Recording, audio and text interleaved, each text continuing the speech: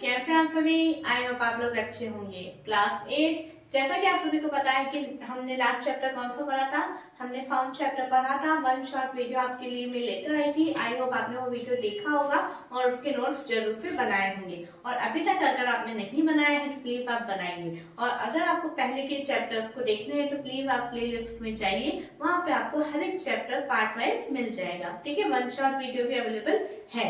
इसी के साथ हम आज अपना नया चैप्टर स्टार्ट करते हैं, चैप्टर 11, जिसका क्या नाम है, chemical effects of electric current. Okay, यानी जो इलेक्ट्रिक करंट होता है उसके अलग अलग इफेक्ट होते हैं, वो हम इस चैप्टर के अंदर पढ़ेंगे।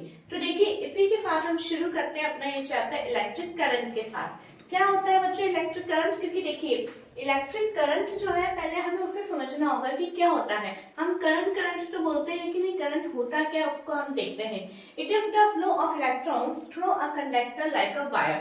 क्या होता है कि जब इलेक्ट्रॉन्स का फ्लो होता है किसी भी कंडक्टर मटेरियल में, है ना, जैसे कि फॉर एग्जांपल वायर है, वायर में करंट फ्लो होता है, तो उसे ही हम बोलते हैं electric current. Okay, tester. Tester क्या होता है बच्चों, अभी जैसे फॉर एग्जांपल ये एक वायर है ना, फॉर एग्जांपल ये एक वायर है। अब इस वायर में करंट फ्लो हो रहा है या नहीं हो रहा है, ये कैसे चेक करेंगे, किसकी मदद से चेक करेंगे, तो हम चेक करेंगे टेस्टर की मदद से। ये जो टेस्टर है वो हमें क्या टेस्ट करवाता है, और tester is an electrical device. Tester जो है आपको पहले पता होना चाहिए, अगर आपको पूछ ले टेस्टर क्या होता है, तो टेस्टर जो है एक इलेक्ट्रिकल डिवाइस होता है that used to check the presence of electric current, जो कि इलेक्ट्रिक करंट की प्रेजेंस है या नहीं उसको चेक करने में हमारी मदद करता है। जैसे मैं बता रही थी कि मान लो फॉर एग्जांपल ये वायर है, अभी इसमें करंट फ्लो हो रहा है या नहीं हो रहा है, तो ये क्या हमें बताएगा, टेस्टर की मदद से हम चेक कर सकते हैं। कई बार आपने देखा होगा कि आपके घर पे इलेक्ट्रिशियन आते हैं,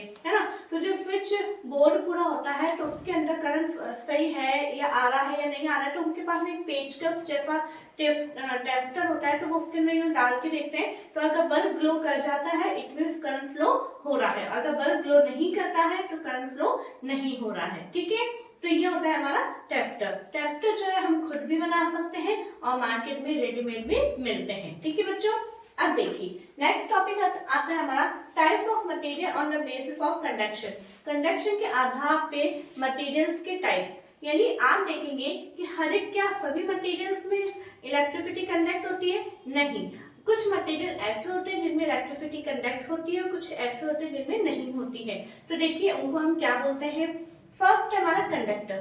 कंडक्टर क्या होता है, the materials which allow electric current to pass through them are called conductors, यानी वो मटेरियल जिनके अंदर इलेक्ट्रिक करंट पास होता है उन्हें हम क्या बोलते हैं, कंडक्टर्स। ठीक है, एग्जांपल क्या है, जैसे कि मेटल्स में कॉपर और एल्यूमिनियम, मेटल्स में बहुत है लेकिन यहाँ पे करंट की बात हो रही है। ऐसे तो आयरन भी गर्म हो जाता है, लेकिन सबसे अच्छी मेटल्स जो अपने में से करंट को फ्लो होने देता है वो कौन है, कॉपर एंड एल्यूमिनियम। आप देखते हैं आपके घरों में जो वायर्स लगे हुए होते हैं वो काय के बने हुए होते हैं, पहले तो कॉपर के ही होते थे लेकिन आजकल एल्यूमिनियम के भी बनने लग गए हैं। ठीक है, आगे देखिए बी नंबर है इंसुलेटर। इंसुलेटर क्या होता है, the materials which do not allow electric current to pass through them easily are called poor conductors or insulators, यानी वो मटेरियल जो अपने में से बहुत आसान तरीके से करंट को फ्लो होने नहीं देते हैं उन्हें हम क्या बोलते हैं, कंडक्टर या फिर इंसुलेटर बोलते हैं। ठीक है बच्चों, इसके एग्जांपल है रबर, प्लास्टिक एंड वुड। आप देखते हैं जैसे कि हमारे ये वायर है, जैसे कि एक वायर है, ये हमारा कॉपर या फिर एल्यूमिनियम का वायर है। ठीक है, अब इसके अंदर करंट फ्लो हो रहा है, अब इसी को अगर मैं पकड़ूंगी तो क्या होगा, मुझे करंट लग जाएगा, मुझे शॉक लग जाएगा। तो इस हमारी प्रोटेक्शन के लिए इसके ऊपर क्या किया जाता है, प्लास्टिक की कवरिंग कर दी जाती है। आप देखते हैं ना, प्लास्टिक की एक बॉडी पूरी उस पर लगी हुई होती है, तो क्यों लगी हुई होती है, क्योंकि प्लास्टिक जो है वो इंसुलेटर है, प्लास्टिक जो है वो पुअर कंडक्टर है। क्यों, क्योंकि उसमें से इलेक्ट्रिसिटी फ्लो नहीं हो पाती, इसलिए हम इसको आसानी से हैंडल कर सकते हैं। ठीक है, तो आई होप आपको समझ में आ गया होगा कि मटेरियल्स कौन से होते हैं और किन में इलेक्ट्रिसिटी फ्लो होती है, किन में नहीं होती है। ठीक है, और हम देखते हैं नेक्स्ट हमारा टॉपिक है लिक्विड कंडक्ट्स इलेक्ट्रिसिटी।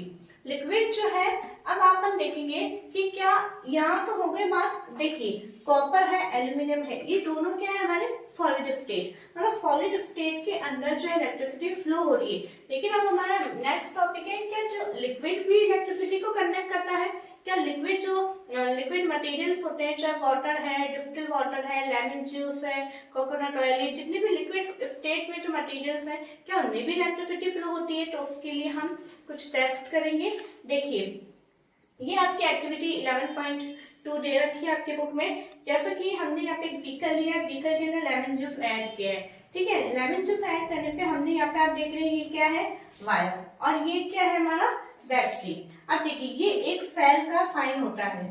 मैं आपको बता दूं कि जो हम सर्किट में जो सेल लगाते हैं उसका एक सिंबल होता है, ये पॉजिटिव साइन होता है और ये नेगेटिव। यहाँ पे हमने दो सेल लिए, मतलब हमने यहाँ पे एक बैटरी ली है और एक ही बल्ब लगाया। मैंने आपको बताया था कि टेस्टर हमें कैसे पता चलेगा कि करंट फ्लो हो रहा है? तो कुछ ना कुछ तो साइन होना चाहिए। तो अगर बल्ब ग्लो करता है तो मतलब ये है कि वो करंट फ्लो हो रहा है। अगर बल्ब ग्लो नहीं करता इट मीन्स करंट फ्लो नहीं हो रहा है। तो यहाँ पे भी हमने क्या किया है, जो ये वायर्स है, इन वायर के दोनों पॉइंट को, एक पॉजिटिव पॉइंट और एक नेगेटिव पॉइंट को हमने लेमन जूस के अंदर डिप करके रखा है। ज्यादा डिप नहीं करना है, 1 सेंटीमीटर के अप्रॉक्स इसको डिप करना होता है, ठीक है।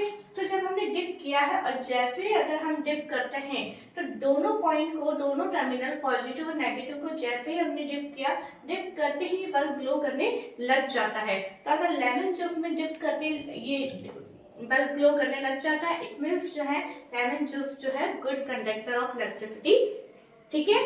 आगे बात समझ में। अब आप आगे देखिए, इसी में जैसे यहाँ पे अब आप क्या कर सकते हैं, अगर जैसे मान लो एग्जाम में आपके डिस्टिल वाटर आ गया है ना, या विनेगर आ गया, कुछ भी आ गया, तो आप डायग्राम यही बनाना, केवल आप यहाँ पे नाम चेंज कर सकते हो, ठीक है। फिर इसकी जो थ्योरी है वो आपको इस तरह से लिखना है। देखिए, when the liquid between the two ends of the tester allows the electric current to pass the circuit, क्या होता है कि जब लिक्विड के अंदर दोनों एंड, टेस्टर के एंड्स को हम अलाउ करते हैं, उसमें डिप करते हैं, तो उसके अंदर इलेक्ट्रिक करंट पास होता है, ठीक है। Of the tester the circuit of the tester becomes complete, और जब इसके अंदर करंट फ्लो होता है तो मतलब ये सर्किट क्या है? कंप्लीट है। क्यों कंप्लीट है? तभी इसके अंदर करंट फ्लो हुआ है, ठीक है। अब पहली कंडीशन देखिए, the current flows in the circuit and the bulb glows, है ना। करंट जब फ्लो हुआ और बल्ब ग्लो हुआ, ठीक है। When the liquid does not allow the electric current to pass, the circuit of the tester is not complete and the bulb does not glow। ये कब होगा कि जब सर्किट में करंट फ्लो होगा और बल्ब ग्लो करेगा, इट मींस करंट पास हुआ है। और ये कब होगा कि when the liquid does not allow, यानी अगर लिक्विड में करंट पास होना, ये अगर कोई लिक्विड करंट को पास होना अलाउ नहीं करेगा तो क्या होगा, इसमें करंट भी फ्लो नहीं होगा, करंट फ्लो नहीं होगा तो बल्ब भी ग्लो नहीं करेगा, ठीक है। और ये सर्किट इनकम्प्लीट माना जाएगा। आगे बात समझ में। तो अब देखिए, अब हमारा नेक्स्ट टॉपिक आता है हीटिंग इफेक्ट ऑफ करंट, यानी विद्युत का ऊष्मीय प्रभाव। क्या होता है ये? Due to this effect the filament of the bulb gets heated to a high temperature. क्या होता है, आप देखते हैं कि जैसे कोई बल्ब है ना, जैसे कि मैं यहाँ बनाती हूँ, ठीक है, जैसे कि कोई बल्ब है।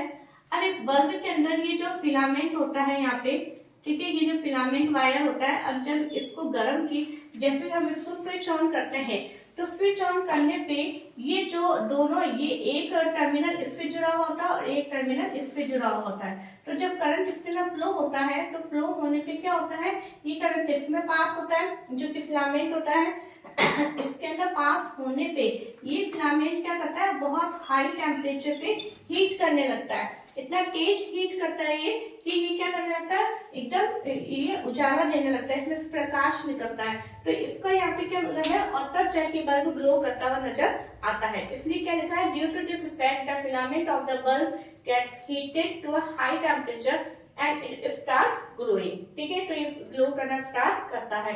If the current through a circuit is too weak, अगर इसमें करंट बहुत कम होगा, वीक होगा, तो क्या होगा, the filament does not gate heated, तो फिलामेंट जो है वो हीट नहीं करेगा, ठीक है, sufficiently, and it does not glow, और ये बल्ब भी ग्लो नहीं करेगा।